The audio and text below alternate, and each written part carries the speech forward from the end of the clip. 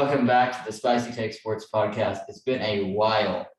A lot of stuff, personal stuff going on right now with all of us, but we're finally back and being able to kind of recap some stuff and get to looking forward to the future again.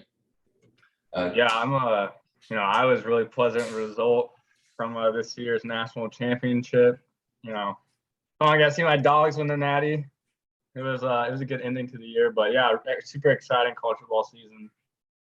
For me as a Georgia fan, we're gonna kind of dive deeper into the season itself, but just kind of sweet revenge. Nick Saban finally has lost twice to assistants. He was previously, I believe, it was 22 or 24-0, something along those lines, and now he's 2-2 this past season. So, well, now just starting from that. So obviously it's been a while since we've recorded. We've had a little bit of a bunch of stuff kind of come up lately. So that's why we haven't gotten a chance to record it, but kind of worked out really well about when we're recording, because there's some big news that just dropped yesterday. No, 2 days ago. So we'll go ahead and we'll touch on that as well. But first, let's go ahead and get started on just kind of a recap of the playoff. Last time we recorded with college football, we had our playoff predictions. All of us actually had Georgia winning the title, and it happened. But I want to kind of start with just the overall playoff perspective. We'll start with the two semifinal games. Alabama, Cincinnati. A lot of people came away from that with a view of Cincinnati as Group of 5 teams that deserve a chance. Is that how you came away from it, or do you think it was kind of a necessary thing? No, I think Cincinnati definitely deserved the right to be there. I mean, you look at UCF, what UCF's done over their span of time. UCF kind of opened the gate up for Cincinnati to get in. Cincinnati's had 2 incredible years back to back. And with that said, I mean, the game was closer with Cincinnati and Alabama than it was between Georgia and Michigan. I mean, Michigan scored a garbage touchdown with a 2-point conversion to make it 34-11, when really it was 34-3. And the Cincinnati-Bama game was much closer than that. So, I mean, I think Cincinnati deserved to be there. They're going to have probably both corners potentially go in the first round. I mean, Sauce Gardner's probably the best defensive backs in the country. I mean, Desmond Ridder is probably going to be a backup somewhere. He may have a career. Who knows what happened to him in the NFL? But yeah, I was impressed with the first half, at least with Cincinnati. I mean, they deserved to be there. They were one of the best teams, in my opinion, at the end of the year, and they won out. They were one of the 2 undefeated. No, they were the only undefeated team, I believe, at that point in the season. What about you?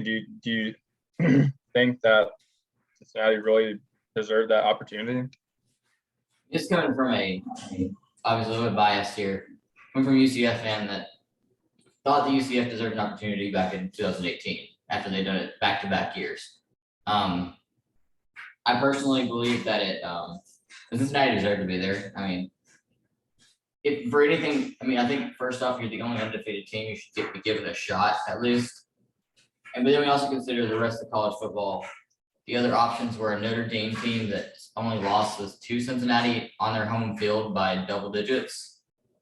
Ohio State, who lost 2 games. Baylor, who lost 2 games. I mean, there wasn't really any other team you'd really want to put in there. And honestly, I think they performed about as admirably as you could have expected them to. I mean, I could have told you the reason that they would have lost in our predictions. I think I said the reason they're going to lose the game. I think they're going to play Alabama tough, but it's going to be the trenches where it's going to be separated. That's what happened. They couldn't stop the run. And I mean, Bryce Young struggled. Toby Bryant and Sauce Gardner, they both played very good games. I mean, people really underestimated how good they actually played in that game. Coming out of that, I mean, they played pretty well. The pass defense is pretty good, but the thing is, the trenches are going to kill you. When you don't have the athletes like Alabama has. it's gonna show in the long-term game. The same way I think UCF deserved a chance in 2018, just had Mackenzie Milton not got hurt at least. I think that kind of took any possibility of it happening. But same way I thought they deserved a chance in 2018. If Mackenzie stays healthy, I still think the same thing would have happened. It would have the athlete different would have shown there in the playoff game, but just give them a shot. And I think that they definitely performed about as well as you think they could have, as they could have played. I think it's awesome Luke Fickell decided to sign an extension, and especially with them going into the Big 12 in the next 2 years, it's going to be real. I think it's going to be very cool to see how Cincinnati develops, as well as other Group of 5 teams, especially the ones that are jumping to the Big 12, such as UCF and I think SMU is jumping, right? Yeah, I'm excited for when Houston and UCF and Cincinnati go to the Big 12. Who else is going? There's BYU. BYU, yeah, that's the 4th team. I was like, I know there's someone, and it's not Memphis. I thought it would be, but it's not. I thought it was going to end up being Memphis or SMU, and they chose BYU instead. But yeah, I was kind of. I mean, BYU, they have won national titles in the past. I mean, they have some history, enough, I think, to get into the Big 12. But I mean, I expect UCF to win that conference a good bit going into the future. I just think Florida's one of the hotbeds for recruiting. I mean, why not go to UCF? I mean, it's going to be warm, 90%, 95% of the year. Why not go there? And, if you can recruit just to stay to Florida, if you can recruit to Florida, unless you were still down. Yeah. I mean, U.S. in a rebuilding period, Florida State doesn't really have an identity at all right now. Florida State's terrible. Miami's in a weird moment, in a weird situation now, new head coach and all that. First of all, I mean, I think you got a very good opportunity for UCF to make a run at it. I mean, Cincinnati as well. I mean, I don't think there's really that much of a issue I really don't think there's going to be too much of a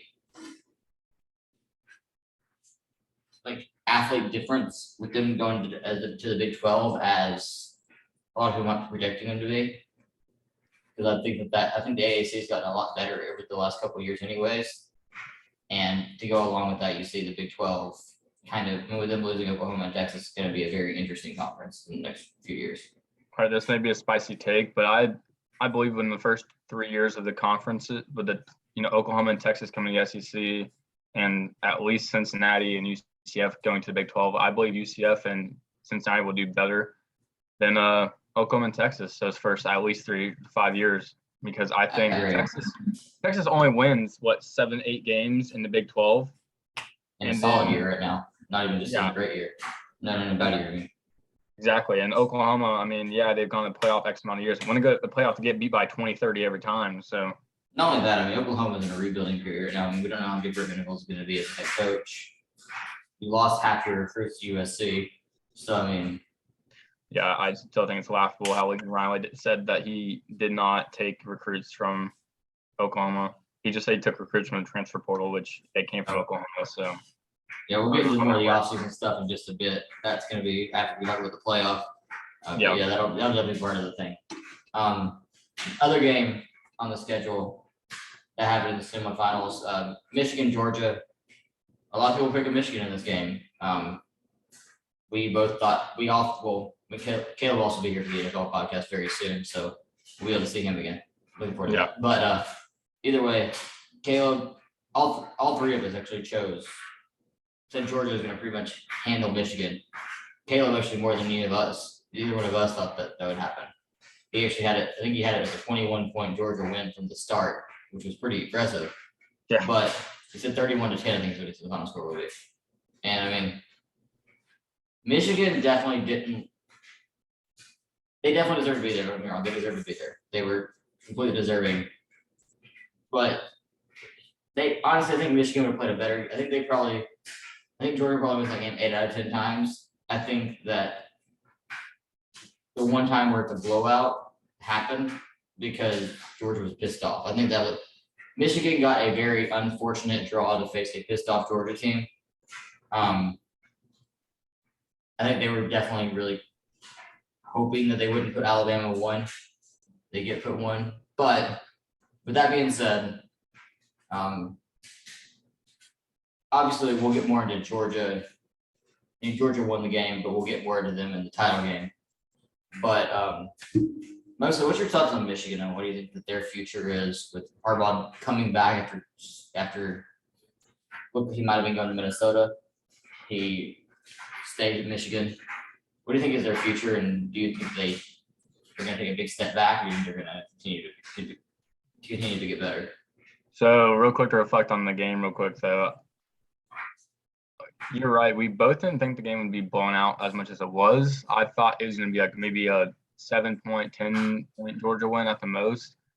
But like you said, I mean, Chris Fowler and Kirk Herbstreit both said it live. They were saying like this team is pissed. Like they got like you said, the worst luck of the draw. I mean, when Georgia lost to Alabama, they're like, that's when they played Michigan again. They're like, that's the team that we remember seeing when they played Alabama the first time. That's not, what they really crawl, but Georgia's matched up perfectly against Michigan. Like Georgia's focusing on stopping the run, and that's what Michigan tries to set up is that play action running game. So they just got stuff from the start, and then Georgia was just determined to get back to Alabama. But on Harbaugh, I personally think that this is the best season he'll have at Michigan. I This think past one or the one coming up? Yeah, what was that? This past one or the one coming up? The one that just happened.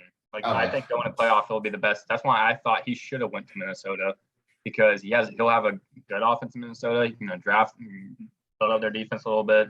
Obviously, you're a Minnesota fan, I don't know. I just think Minnesota's in a really good spot in terms of like the teams that didn't make the playoffs. I think they're one of the teams that have a good chance to make it next year if they draft correctly. And now they got a good coach. I mean, I don't know. If I was Harbaugh, I would have went to Minnesota personally. I mean, just right off in the sunset, beating Ohio State, getting to the playoff, and playing the national champion. I mean, that was a great season. Tip your hat off to Michigan. I mean, that was the best season they've had in 20 years. Yeah, that's the first time they've ever even sniffed the playoff, and they were in, but they usually get beat by Ohio State every year, and that's the last time they were even remotely close. So yeah, I think he should have left. I mean, I think Michigan's program is now that he came back. I mean, I think they'll probably win 10 or 11 games, but I don't know. They'll probably go 11-2 most years. I mean, they'll probably lose Ohio State like they normally do. I mean, I don't really see them beating Ohio State more than 1 or 2 times, more than one more time. Other than this, it might sneak up on them every couple of years, or 5 years, 6 years. I don't know. I think he made the wrong decision personally, but we'll see. We'll see what happens a little later down the road. What do you think? I think Michigan definitely overachieved this year. I mean, I remember at the beginning of the year, we all three of us thought Harbaugh should have been fired last year after how horrible they played last year. Obviously, COVID year, so it would be a weird situation. Thank God all that stuff's finally going away. We avowed to be not political, or I would get into this crap. But either way, like, thank God this is going away. But yeah, Harbaugh, he definitely overperformed. From a Minnesota Vikings fan, obviously this is a college football side, but Harbaugh definitely, I think, really screwed his interview up. All the reports that he had was that he had the job, but it is actually coming across for his camp, and Minnesota just saw him as a candidate, not actually his job. But he went into it thinking it was his job. So that's part of the reason they ended up not going with him. But yeah, I mean, I think Michigan's, I think it definitely could lead to some more successful seasons down the road. I don't think it's going to be quite as successful as this one. I don't see a national title or anything like that coming from them. They might be able to sneak into the playoffs as a 4 seed once in the next few years. I think they'll have a lot more seasons of the 11-2, 10-3 range. They won't have as many of the crap seasons they had the last couple of years before this year. But either way, I mean, I think that Michigan overachieved, but ran into a buzzsaw. So I think that we may see them back as a top 10 to 15 team next year. Which I mean, most Michigan fans would accept that. I don't think most Michigan fans expect to be in the playoff every single year or anything like that. But I think that, especially with as many guys that they lost this year, I don't think they trust Cade McNamara to become the best quarterback they've had in a long time. I don't see that coming. I mean, the best case for Michigan would be if they can get a big time quarterback that Harbaugh can try to develop. Well, they have that. Well, so later in the game, they had I believe his name was JJ McCarthy. He was he's a 5-star. Let's see. Yeah, former 5-star, and I think he's gonna be their starter next year. And he kind of came in the game and he looked pretty solid. And honestly, at times, he had some moments. I mean, he was young. He tried to run the ball and got absolutely drilled by Clay Walker, who will probably be a second-round pick. Probably play in the league for a while, but yeah, I mean, he made some good plays. He's super athletic, 6'3". I mean, he's 5-star. He was a 5-star. He was the number 5th quarterback in the country. So he'll probably be the starting quarterback next year. He's dual threat. So Backmeyer is definitely not a dual threat. So Completely off topic. The NBA All-Star Game's a joke, but yeah. Side note, it's a joke. it's 147-43 going into the fourth quarter. So it's still not as bad as the Pro Bowl. So you're right, yeah. But either way, if Michigan could be really good if they can get that big time quarterback and maybe they can pull off a victory over Ohio State. This is the year they needed to get Ohio State. They got them. So props to them. They had a good season, but it was just not the right matchup. And now on to the title game. Georgia avenges the loss to Alabama. We said going into it that Alabama is definitely I said that I don't think they really took the Alabama game as seriously as they probably should have the first time. But it kind of reminded me, honestly, of John Calipari in 2012 when they lost the game to Vanderbilt in the SEC championship game. When Kentucky had the best team, they had the best player in the country, all that. And they lost the game they probably shouldn't have lost. But it just motivated them for the tournament. And the tournament, they went out and kind of dominated the entire tournament. Saw the same thing kind of from Georgia in that SEC championship game. And then, to be honest, against Alabama in that title game, it wasn't really close. I mean, it was close early. Jameson Williams, prayers up for him. I mean, his knee, that was really ugly to watch. Sad to see. I would have loved to see what would have happened if he would have been fully healthy. See how much closer the game would have been, and if it would have even changed the result.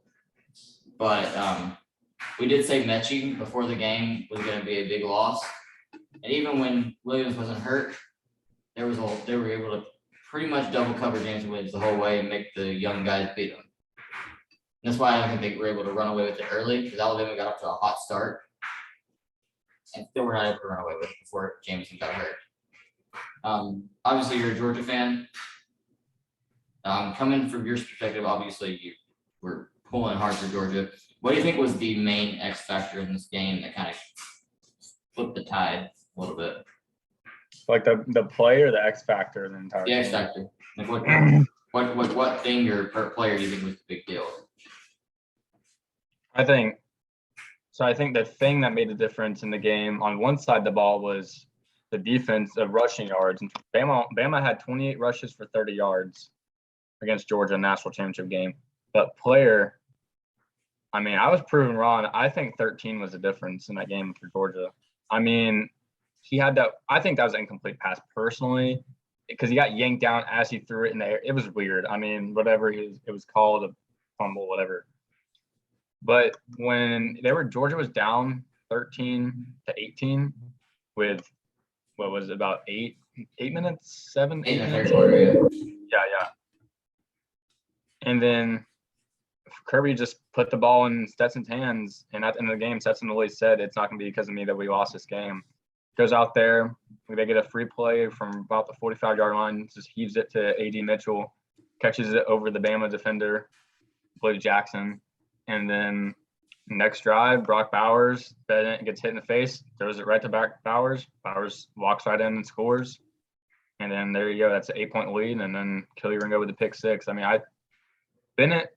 I thought going into the game, the way Georgia wins the game is if Bennett has 0 turnovers or 0 interceptions. I mean, he had 1 turnover, but he didn't throw 2-3 interceptions like he's done in the past, which cost Georgia a game against Bama, because Georgia's been on par with Bama the last 3 or 4 years, with athletes. So it's just, getting past that mental hurdle.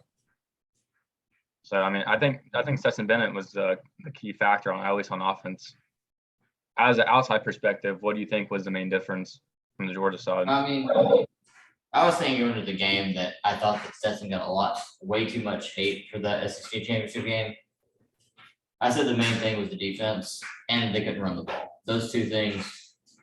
And if you look at when Stetson started taking over a little bit more in the third quarter, it started out with them getting a couple of gashes up the middle for a few big time gains in the running game, 10, 15 yards back to back runs actually, and that really opened up the offense a ton. Balance is the most important thing in an offense, in my opinion. That's why you see teams that are so pass heavy find a way to get shut down every once in a while. And I think that's what really changed the game. I really think that when they got some running game going, they allowed Stetson to play within Stetson's limits. I think the first time they played Alabama, they kind of forced Stetson to kind of play out of his comfort zone, which I'm sorry, that's way too much to ask of a former walk-on quarterback that just got that. It's just not. I feel that's too much to ask, and I think that when they were able to the defense stepped up there in the third and fourth quarter tremendously. They started looking like the Georgia defense of the year, and Stetson definitely played well. But I think the main thing was actually getting the running game a little bit going there in the second half. And I think that honestly, seeing when Jameson Williams went out, I don't think it really was the big change of the game, but I think it definitely instilled some confidence in the Georgia defense and also put a little bit of pressure on the young receivers for Alabama to make some big time plays. And they just weren't ready for it. They didn't look like they were ready for it. It was the first time I think I've ever said everything I can say that Saban didn't really have his players ready, like his young players ready, what they should have been. They already were down Mechie, so I was surprised they weren't really that ready. But yeah, that was kind of weird to think about. And also, I think it definitely tired it. No, I definitely think they put too much pressure on Bryce Young. I think that the play calling for Alabama was very pass heavy. I mean, he passed the ball 57 times. Exactly. Like you can't win passing the ball 57 times. Like you just can't. Bryce Young is going to be a stud for the next 20 years. And of course, this is Alabama's year that they were probably not going to win the title. That's what people thought. I mean, this was the year. I mean, now they have Bryce Young as a sophomore. This was his true freshman year, which is insane to think about. He won a Heisman his true freshman year and where was this close to winning a national title. But very awesome props to Alabama. That was a note to Alabama for bouncing back in the season after they lost that game to Texas A&M. And they also didn't look very good. But then props to Georgia for bouncing back from that for that SEC championship game. Because they could have easily come in and looked scared, looked down, but came out, played well. And yes, you're gonna have a lot of people saying, well, Alabama wasn't at full strength because of Mechie and then Williams. The thing is, you still got to go out there and take advantage of it. I mean, and also to add on that, Georgia was out Arian Smith, who was one of their starting receivers at the beginning of the year. Eric Gilbert, 5-star potential wide receiver / tight end that was supposed to play at the beginning of the year that didn't play. And Dominic Blaylock, who's a 5-star wide receiver, didn't play this year either. So Georgia was out 20 weapons for the entire season, and people weren't talking about that. So I mean, you know, part of the game. Yeah, it's part of the game. It happens. I mean, it literally is football. People get injured all the time. I mean, it's very unfortunate. I think Jameson Williams is going to be a heck of a player at the next level when he bounces back from an injury. But I mean, I don't think Bama fans can sit there and be like, oh, it's because the injury is why we lost. No, you got beat on the field. You literally got Georgia just wanted it more. And now that's how it feels to, you know, lose a national championship here and there. It's okay. Bama will be the best team in the country next year. So that's the Saban effect. The Saban effect every other year. I saw something the other day. I was watching. I think it was maybe Pate, Josh Pate. You know, you and I both watching. Yeah, and it was saying, it's like, you know, now it's Georgia national championship, and then it was Alabama, and it was Clemson, Alabama, and then it was Georgia, Alabama, LSU, Alabama, Clemson, Alabama, Ohio State, Alabama. I mean, Nick Saban is the greatest coach to ever coach college football. I mean, we're never going to see anything like this for a very long time. It's impressive. I mean, But yeah, props to Georgia. They got the job done. The year they needed to do it, they did it. So props to Georgia, props to your team. But now we're on to the next season. We're on to 2022, the 2022 off season. If you call it an off season in college football, there's so much crap going on that it's not really an off season. Yeah. But so kind of touched on Harbaugh a little bit earlier. I think it kind of speaks a lot to the overall atmosphere of college football. I think it was very interesting that Harbaugh went to go interview in Minnesota on National Signing Day. I just want to ask, do you think that's going to cause some sort of issues with the players, or do you think they're going to be like, I understand, just move on? Because to go interview on National Signing Day kind of shows that you really were pretty much checked out, but you get told no, just pretty much. I think if I was a recruit, I'd be very pissed because it shows like you were ready to bail on this team, but it's because they didn't want you as wind your back. Is essentially what happened. So I think it's kind of gonna, at least for a little bit, it's gonna kind of start maybe a slight divide between him and his players for just maybe a little bit. I don't think it'll last. It won't last up until the season, but I mean, I think this is for the first week or something along those lines, it will. I think it already showed. I think it's already showing some sort of effect. I mean, Josh Gaddis went and left Michigan right after that. He was supposed to be the head coach in waiting after Harbaugh left. So I think it's very interesting that you see that he left afterwards. He just said bye, without having a head coaching job. I think he went to Miami, right? I think so, yeah. And then Georgia's defensive backs coach went with Cristobal to Miami too because he's from there. But how good of a hire do you think Mario Cristobal was for Miami? I think that it'll be nice to have a guy, if you're a Miami fan, have a guy that's actually part of that culture. Obviously played there. So having a guy that's kind of a part of that successful culture in Miami. I always thought it was really weird they didn't ever go back to a Miami guy. That was very, very weird. They had so many great players that ended up in coaching that I was surprised they never went back to those guys. Yeah. I think it could be a very good hire, but also we've said that they could, I mean, they've had a bunch of big name coaches previously as well.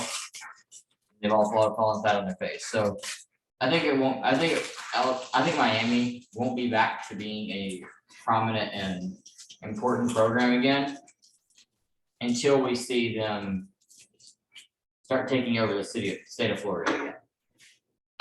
Miami's dominance, even though Florida wasn't awful, Florida was never competing for national championships, and Miami just dominated years at all. They just weren't even close. They were middle of the pack, top 25. While Miami was there dominating. It's the state of Florida. There's so many talented players in the state right here. Like ridiculously talented players. And Miami's recruiting, it's sad that Miami's recruiting rankings have been sitting below the top 15 virtually every year in the last 10 to 15 years. It's been very disappointing. And there's been, Georgia, Ohio State, USC, Alabama, Auburn, all these schools go to Miami area and they take these kids straight out of Miami, the Hurricanes' backyard, from all across the country. Yeah, if they can just even hold on to people in their general area of the state, this is southern portion of the state, they'd be fine. But they can. They just have their culture is not what it was from the early 2000s, and then they're just seems like they're just kind of out of gas as an organization. It's going to take someone like Cristobal to get them back. It's got to be kind of like a Georgia situation with Kirby Smart, like someone from their alma mater has to come back, revitalize that team. I will say Josh Gaddis is an assistant coach. He's in Michigan for the exact same position. And it says a lot about Michigan, but also says a lot about what he sees in Miami's program now. I'm not a Miami fan, but I don't dislike Miami. And I really hope Miami wins a good program because college football is better with them as a good program. Like the U is a legendary program. So the fact that it's been sitting so sad.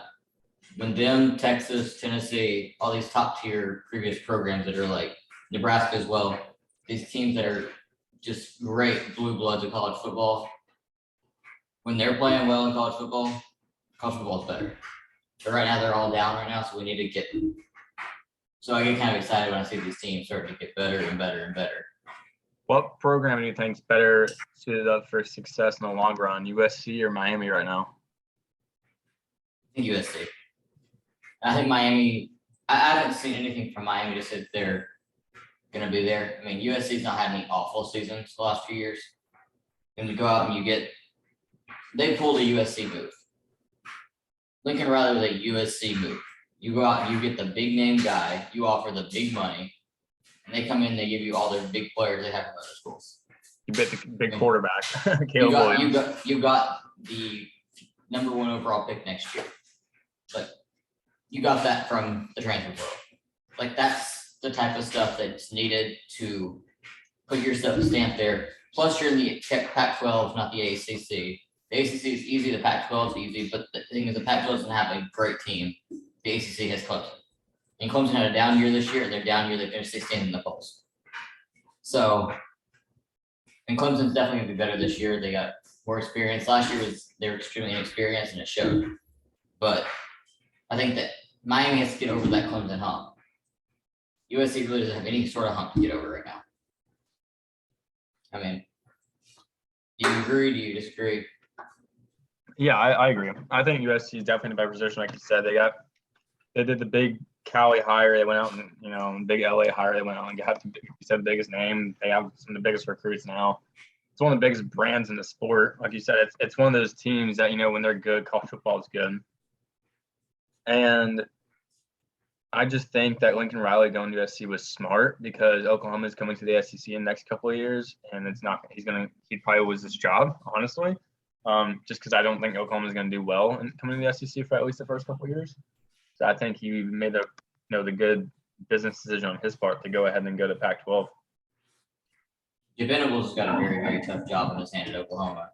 I think Venables is a good coach. I think he could be really good for Oklahoma in the long run. I think it's definitely a good type of coach to have going to the SEC with the hard-nosed mindset. But it's going to be tough. They're in a rebuilding phase. They lost a lot of their top-tier guys.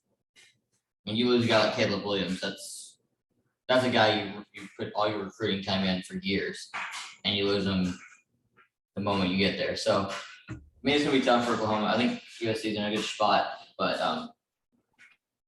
definitely going to be an interesting situation. Not only did they lose Caleb Williams, but they also lost Spencer Rattler to USC, Southern California, Southern Carolina, and Caleb Williams in Southern California. Yeah, I mean, Rattler was going to be gone no matter what. I think he took that job knowing that Rattler was going to be gone. But it was definitely a interesting situation. But either way,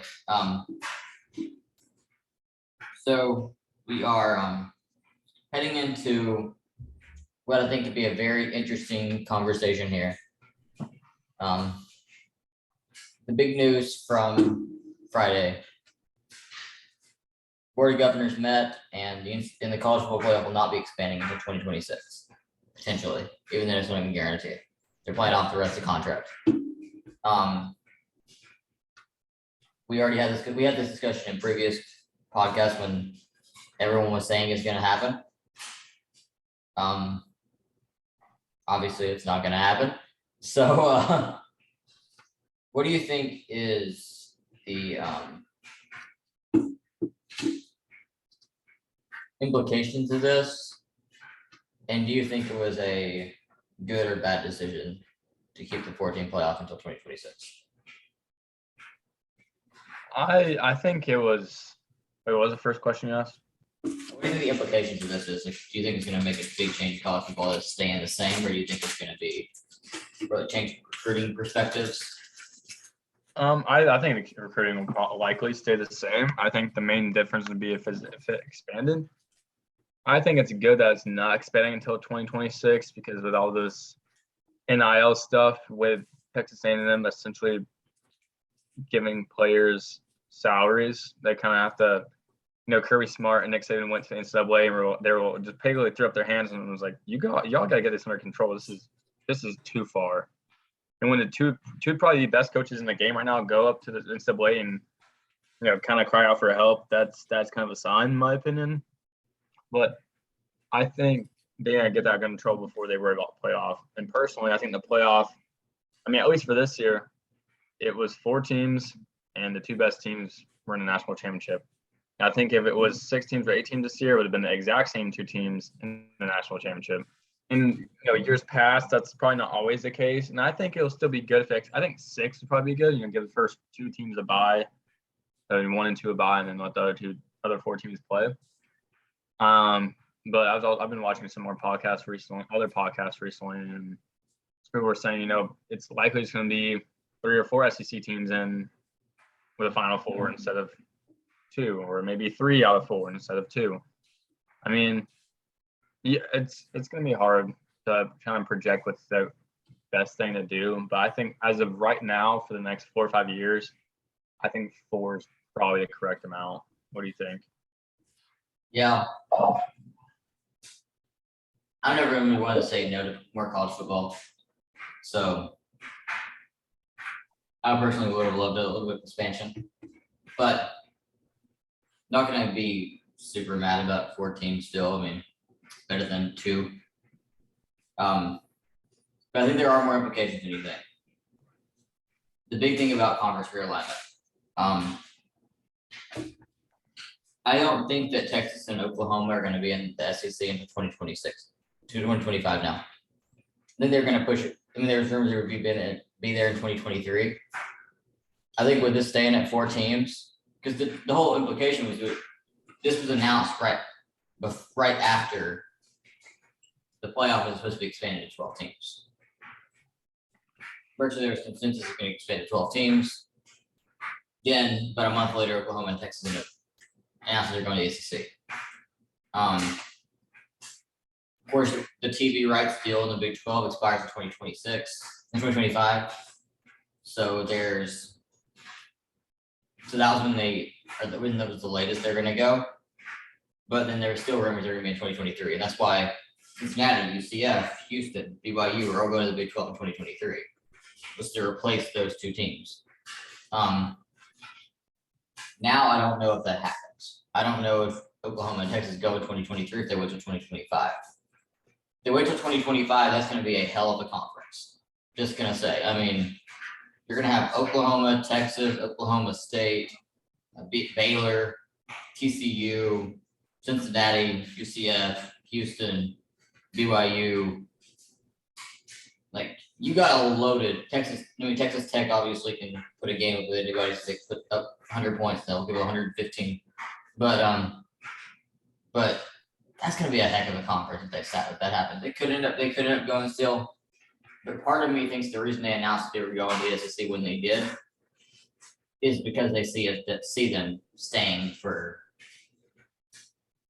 the big moments, for the chance to go to the playoff, even if they finish 3rd in the conference, 3rd or 4th in the conference.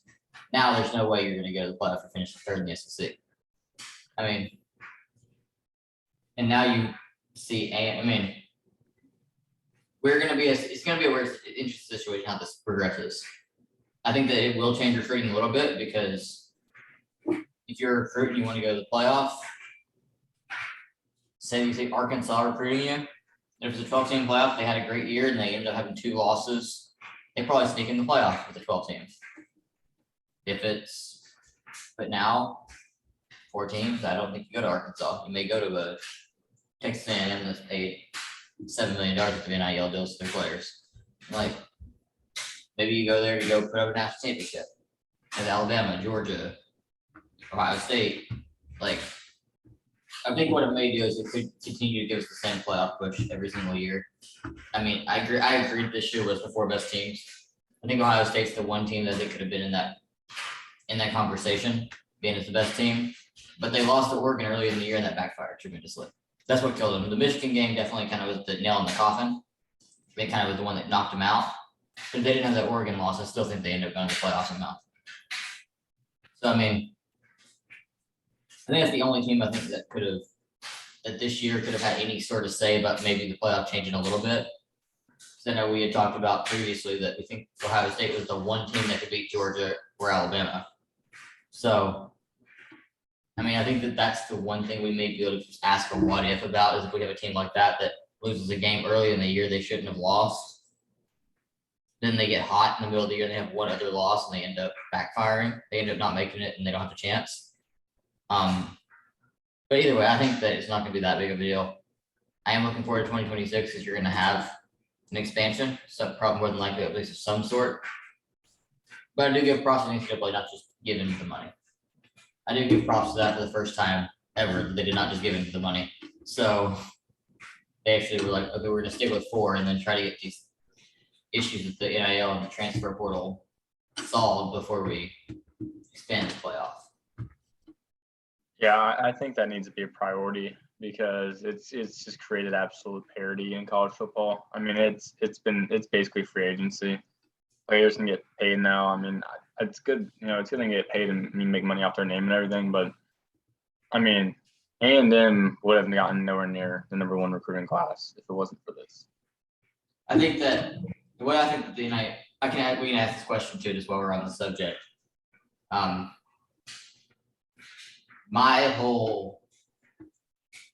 question for you is like, how would you solve it? And my personal belief about how we should solve it is don't allow any of these NIL deals to be made until they get into school. Like until they get into the school and enrolled already. Don't have it where the first NIL deal already on the table that if they go to the school they're getting it, but they don't, they're not.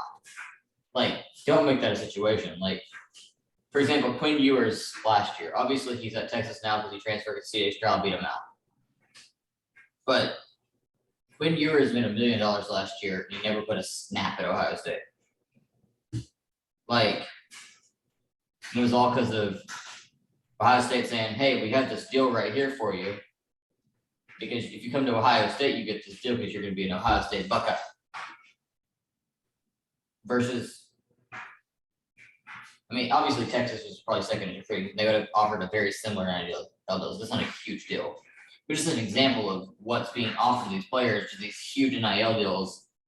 It's virtually a signing bonus. Like, as you said, it's kind of like free agency. It's literally a signing bonus right now. Like I think that it's good that these players are getting paid. They deserve to get paid. I mean, the same way that when I was in college, I was working while I was working my way through college and making money while also still going to school. These players virtually are working for these schools to make the schools a bunch of money, so they need to get paid too.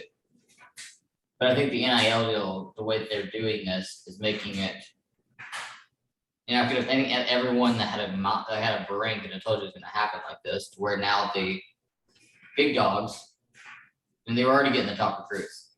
Now they're getting the top recruits and more, because if they can get a small NIL deal for these 4 stars or 3 stars, and they're like, oh wait, let me go there because they have a chance to win a championship and I'm making money. Like, I think it's mostly going to hurt the middle tier teams like your Arkansas, Baylor did have a really good year last year, but like Arkansas, Baylor, I'm trying to think of like Oregon. I mean, Oregon's going to be a little down now without certain their coaching certain players, but teams like that aren't necessarily the blue bloods of the sport, but are usually middle tier. Like they'll have good seasons, they'll have average seasons here and there, then they'll have one really good one every once in a while. It's going to hurt them more so than like your blue bloods and teams that are the top of the elite programs, like your Georgia, Ohio State, Alabama, Clemson, and who knows, potentially maybe USC, Texas. Like these schools aren't really going to hurt. They're just only going to benefit. Texas A&M is one of those. They got money. They're in a big time conference. But like a school like Memphis, they're kind of screwed now. Not in a big time conference. Don't have a bunch of money. They're going to get those 2-star recruits that they have to develop into solid college football players. I mean, yeah, you're gonna. I mean, I will say we are seeing some schools perform better than they have before. I mean, Kentucky in recruiting, they're 13th in the country in recruiting. Kentucky's never been that high, but that's also because they're in the SEC and they have a buttload of money now to give people for NIL deals. Yeah, but they've also had two 10-win seasons in the last 4 years and have a coach that's very well thought of. I mean, so that's part of it. But I mean, if you have a team that, I feel like the number one thing that's going to be a big issue here is unless you get that big time hire like USC did with Lincoln Riley, it's going to take a long time for teams like Nebraska to rebuild these programs because they don't have anything near as much to offer as other teams in their conference. And yeah, it's also about location. Yeah, maybe, I mean, I've never been to Columbus, Ohio, but they're the Ohio State University. I mean, the Ohio State. But, Nebraska's been down for what, 20 years now, 20, 25 years. Mm-hmm. Or, I mean, they went to Big 12 and Ndamukong Suh in like 2009, I believe was the last time they were relevant. Mm-hmm. Pretty much. Last time they were national title contender was back then. Even then they had a couple of losses. They were very outside looking in, but yeah, how are all these young recruits, these 3, 4, 5 stars they look at Nebraska and they're like, wow, yeah, I definitely don't want to go play at Nebraska in the middle of the Midwest when I can go to even UCF and be in sunshine all the time, or go to Southern Cal, be by the beach. Like those geographical locations that help those schools out because they're so close to, desirable locations. Even, like Georgia, Tennessee, and schools like that. I mean, Texas, even those are places that are probably desirable. not even just weather-wise or anything, but also just marketing-wise. I mean, you go to Lincoln, Nebraska. The frick is in Lincoln, Nebraska? Nothing. Yeah. You got corn. Unless you're selling some sort of green giant stuff, there's nothing else to do there. Like, versus, again, like a UCF that's in a lower conference right now, but they're going to the Big 12, so, I mean, not be quite on the level as a Big 10, but have that very next step down. But you're in Orlando, Florida, where you have Disney, Universal, SeaWorld, to go along with having, obviously, a bunch of different businesses headquarters in Orlando. Then you also have places, but then you have Georgia, Tennessee. I mean, Tennessee's got Nashville right up the road. You got Georgia's got Atlanta right up the road. Like some of these big time hubs of the South. And then you even go up to there's not very many good northern teams in college football besides Ohio State, and Michigan. But I mean, again, you got, Columbus, Ohio doesn't have much there, but you got Cleveland, you got Cincinnati, which they're not great cities, but they're big cities. You can do something there. Michigan's got Detroit.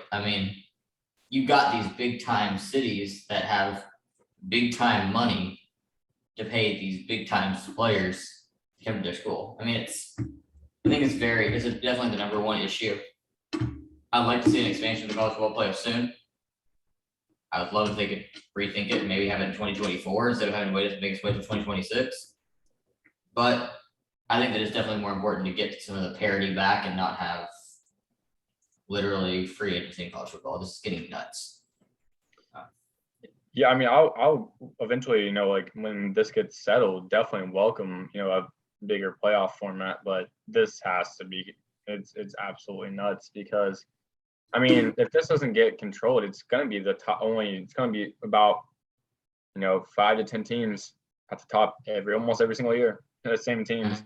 I think it divides college football even more than it already was, unfortunately. But I hope they do get some sort of wraps. But yeah, players. Now you can buy jerseys for your favorite team in the fall. I'm probably gonna get if Zamir White was still on team, I'd probably get a Zamir White jersey. But I don't know, I'll probably get a Brock Bowers jersey or something like that in the fall, and then it'll go directly to him. He'll profit off it, which is pretty cool. Yeah, it's cool that these players deserve to get paid, but it's just this has become a complete and total mess. It's sad because I don't like it being this way. I really don't. I don't want to say these players are. I don't want to go back to the day where these players aren't getting paid. That's dumb. Yeah, I know. But there's got to be some sort of governance body here. I agree with. I'll speak about. Kind of mentioned pay earlier. The fact there's no governance body of the NCAA is ridiculous. Yes, technically there's the NCAA, but there's no. But it's always the conferences just kind of decide what they want to do, and they all come to an agreement and they put it into place. We've got to get a governance body up here. You look at all the other sports besides college sports, and I understand that we can say, yeah, those are professional leagues. I don't give a crap. These college football players are getting paid now. They're professionals now. This is a They've been professional league. they've been professionals the entire time because they haven't been getting paid because NCAA is a corrupt system. But like, look at like the MLB. As much as I hate that they're in a lockout right now, they have a players union for a reason. They have an MLB union for a reason, so they can negotiate these things and have it where it keeps like some sort of balance. Even the MLB is a bit unbalanced. NBA, NFL, both have players unions. Both have actually had the NBA's had multiple seasons where they've been cut short because of union discrepancies. The MLB's had a whole entire the have a whole entire season canceled because of half the season canceled midway through the season in '94, and then now we're probably gonna have another delayed season. The NFL's had a full season canceled, and they've had a first half of the season played literally by people they take off the street. Like, I'm not saying these are good things for the sport, but I'm saying that the reason the sport developed from these things is because these players and the league had some sort of agreement here to where there's a governance body saying, okay, this is going into place, it's going to keep some sort of competitive balance. Which, even though we may have had to suffer for a little bit dealing with really bad football, basketball, baseball, or no football, basketball, or baseball, we still came out of it with the NFL now is probably, honestly, the NFL may be the most fun league to watch in the fact of that literally you don't know who's going to win on a given Sunday. Even the worst teams can beat a better team because there's still so much talent in the league, and there's salary cap to keep things competitive. I mean, it's just a very interesting thing that there's no governance body here, that there's no one to say, this is what we need to do, this is how we're going to get it done. Let's see if we can negotiate how we can get this done to where the players get a certain stipend. Like, yes, I agree that the players should be able to make up money with their name and likeness, but I really do think the number one thing would be to create a certain, don't want to say salary cap, but kind of like a salary cap, where there's a certain amount of money that the schools can straight up just give to these players, that every school is given to have a chance to give to these players. So say that, and you can distribute it however you want to distribute it.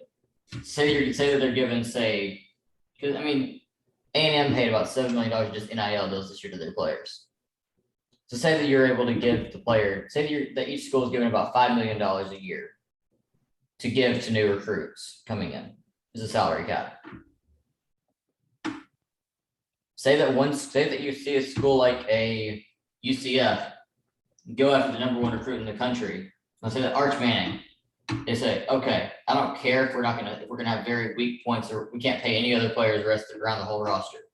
We'll give you our entire salary cap to come here. You may have a Arch Manning change his mind, be like, well, getting paid $5 million to go play here for a year, never a couple of years. Maybe that's a good idea. Maybe you'll see a little bit more balance, but the thing is, then you have a governance body saying, okay, you can't pay any more players anything. So now go fill out your roster with a bunch of 2 and 3 stars. I mean, I'm not saying that's the best thing, but just like kind of a governance body to at least some sort of parity in here. I mean, I think what you said in terms of like they can't really have an NIL deal presented to them until they sign, or at least the amount of money presented to them before they sign. And I think they maybe not off their name how much they can make, but I think in terms of NIL deals, how much money they can make off that should be capped. Mm-hmm. To at least try to make it more of an equal playing field for other organizations and teams to kind of keep more, saneness within the sport, because it's gotten so out of control. I know I should regulate it a little bit, but they at least got to start somewhere. I think, with the whole NIL cap with recruits, at least maybe start there, and where they can't sign NIL until they're officially on campus in classes. That's a good start. Yeah. It's gotten to the point where I think it's just so out of hand. And I really do believe we'd have expansion right now if it would have not had this getting so far out of hand. I mean, how many players was to enter the transfer portal this year? Like 3,000? It was definitely at least 1,000, I believe. So Oh my God. So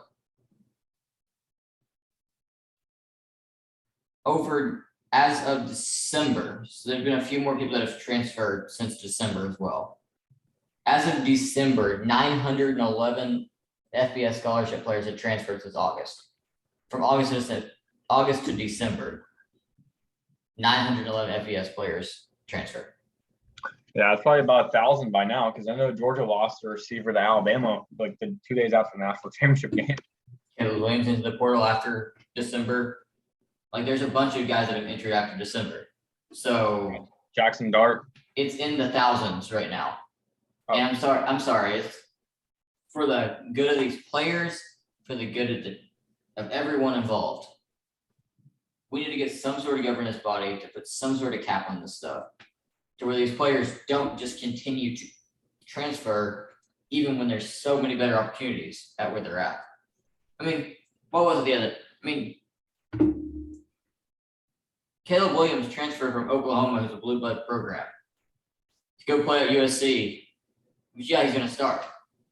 But it's just getting ridiculous where guys are transferring from starting jobs at big time programs to go to a different program to be a starting job.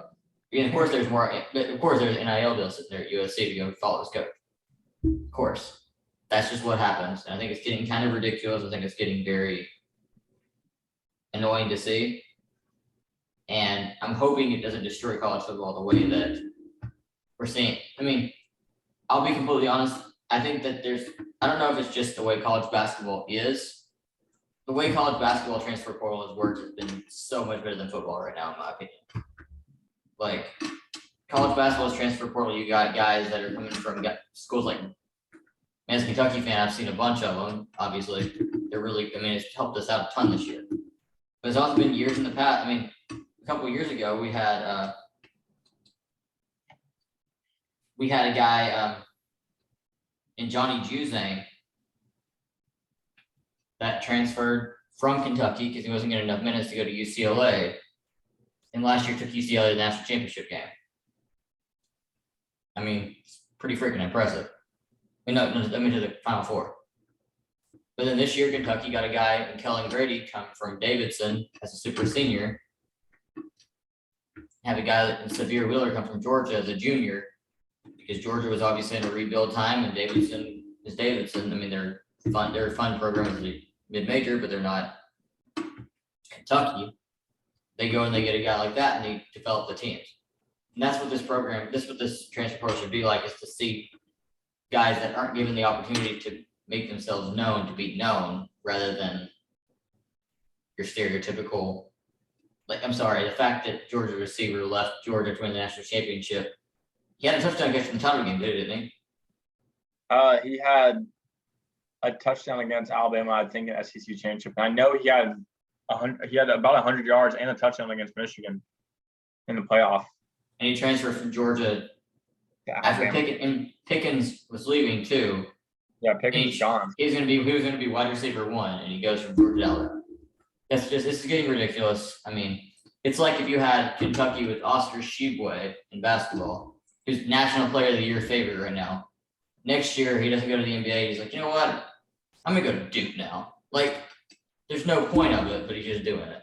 It's just ridiculous. Yeah, it makes zero sense because Jermaine Burton had a touchdown. He's had big touchdowns this year. Like I said, he had a touchdown against Bama the first time and against Michigan. So like, why would you go to the team you just beat in a national championship game? Wide receiver 1 when you would be the wide receiver 1 for them initially. It makes no sense. But for example, when it does make sense, like you're talking about basketball, so Jahmyr Gibbs, he's a running back from Georgia Tech. He's like their only good player, really. He transferred to Alabama. I think he'll probably do well. Mm-hmm. And he's super talented. He's going to be good. But for example, he transferred because he wanted to get a better opportunity. Like you said, those cats did. So that's the thing. If you go from the transfer portal should only be used when you're going from a worse situation, whether it be because you're not getting the exposure you probably should be, or you're in a situation where you're not going to start, but you know you have a chance somewhere else to start and take that next step. Like a Justin Fields. I mean, he had the whole situation he happened with Ohio State, Georgia, like the questionable reasoning behind it. But either way, he went from going from Georgia, where he was the backup to Jake Fromm, goes to Ohio State, and has a phenomenal 2 years, and he ends up going to the NFL. So I mean, again, it's a situation like that. I agree with. Like, I mean, even if it wasn't the best circumstances, he ended up there. He took a better opportunity that was there for him, fit his style more, and it succeeded. That's where I think that we need to keep the transfer portal around, but we need to need to quit having Tremaine Burton situations where you go from being the wide receiver one at Georgia to go transfer to be the wide receiver one at Alabama for literally after you just beat Alabama. Just no reason. I mean, these situations are getting kind of crazy. Same with Caleb Williams thing. It's getting crazy. This needs to calm down, and into our next podcast, we'll kind of get more into predictions for the next year, and obviously way too early predictions, but just kind of talk about next year and see where we think we should go. Yeah, I definitely think Gray will have to top in that, and maybe, maybe some more information will come out about this whole transfer portal thing. I'm sure we'll have more players transfer from them because, like, for example, JC Daniels hasn't transferred anywhere yet. So there'll be more players, more dominoes to fall. So we'll see. Mm-hmm. Oh, also Jackson Dart from USC to Ole Miss. So yeah, maybe that we probably knew that Caleb Williams is coming, but either way. Yeah, definitely. But either way, yeah, it's nice to get back into a podcast. Decided to wrap up this past college football season and decided to get into the new one. Next, just kind of a quick little channel update before we get going. Because of the last little bit, we've been out of action a little bit. We are finally gonna get back up into going. First off, we're gonna have our NFL wrap up out tomorrow, and we'll be able to have all me, Colton, and Caleb all in it. Be able to kind of discuss that. So please just stay tuned for that. It's going to be a really good podcast. Really excited to see where that goes. And then we'll have another podcast where we'll be talking about some just other sports, kind of a big wrap up. I mean, a bunch of good, really fun college basketball this year. That's been one of the best college basketball seasons I've ever watched. I mean, obviously Kentucky's good, but there's a bunch of really good, fun teams out there right now. A bunch of crazy upsets that have been happening. Just really, really cool to watch. So we'll have some of that. We'll have some MLB lockout information. And then the biggest podcast we'll probably have yet since being on here, it'll be advertised everywhere. We need to be pushing this 3-round mock draft. It won't be a mock draft about how we're expecting it to go. It'll be us three, and then we'll have one more person. We're not sure which one of our people we're thinking about having on. It'll be one of two or three people, and we'll have a 3-round mock draft. We'll all four take on 8 teams apiece, and we'll draft it as if it's an actual NFL draft, and as we're the GMs of these teams. And there will be marking off lists. There will be all this stuff. So it'll be very fun, fascinating, and I hope it'll probably be enjoyable for y'all to grade all our picks about if we think it's a good pick or not. So stay tuned. Excited for this podcast and the future of this podcast, and we're glad to be back. Until then, peace out, guys.